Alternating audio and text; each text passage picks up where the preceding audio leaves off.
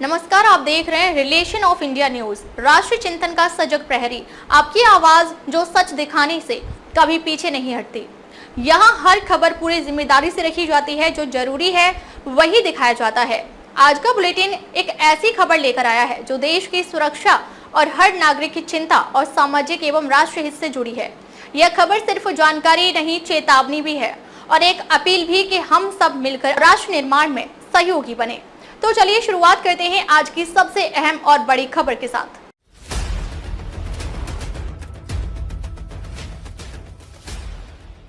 नमस्कार, आप देख रहे हैं रिलेशन ऑफ इंडिया न्यूज। मैं हूं इप्शिता। राजधानी दिल्ली से एक बड़ी और दूरगामी संदेश देने वाली खबर लेकर हाजिर हैं।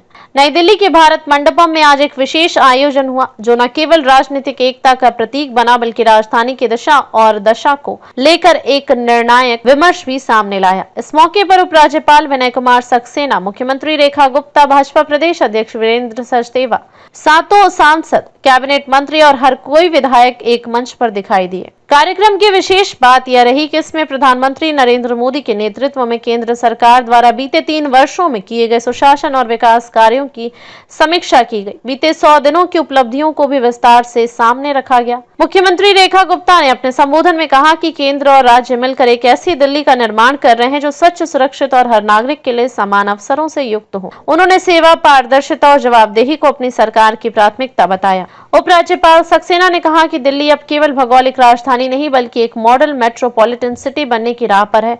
उन्होंने प्रशासनिक समन्वय और नागरिक भागीदारी को दिल्ली की मजबूती का आधार बताया। प्रदेश अध्यक्ष वीरेंद्र सचदेवा ने भाजपा कार्यकर्ताओं की भूमिका को रेखांकित करते हुए कहा कि दिल्ली अब दिखावे से नहीं, विकास से नेतृत्व की अपेक्षा रखती है। उन्होंने दावा किया कि मोदी सरकार की योजनाएं दिल्ली के हर कोने में असर दिखा रही हैं। दिल्ली के 7 सांसदों ने अपने क्षेत्रों में हुए विकास कार्यों का ब्यौरा दिया, जिसमें फ्लाईओवर निर्माण, जल निकासी, स्कूलों का आधुनिकीकरण और महिला स्वास्थ्य केंद्रों की स्थापना जैसे उल्लेखनीय प्रयास शामिल रहे। कार्यक्रम में यह संदेश भी स्पष्ट रूप से सामने आया कि दिल्ली को भारत का सबसे विकसित और सुरक्षित शहर बनाने की दिशा में बड़े कदम उठाए जा रहे हैं। इसमें ट्रैफिक सुधार, पब्लिक ट्रांसपोर्ट विस्तार और पर्यावरणीय संरक्षण को प्रमुख लक्ष्य बताया गया। इस आयोजन ने दिल्ली के लिए एक नई सोच, नई दिशा और नई ऊर्जा का संकेत दिया है। एक ऐसी राजधानी जो अब नीतियों के कागज से निकलकर धरातल पर उतर रही है, जहां विकास अब केवल वादों में नहीं बल्कि जनता के जीवन में परिलक्षित हो रहा है। नई दिल्ली से मनोज सलूजा के साथ अशोक निर्भय की रिपोर्ट। तो ये थी राजधानी दिल्ली से जुड़ी आज की सबसे अहम खबर। आगे खबरों का सिलसिला जारी रहेगा। आप देखते रहिए रिलेशन ऑफ इंडिया न्यूज।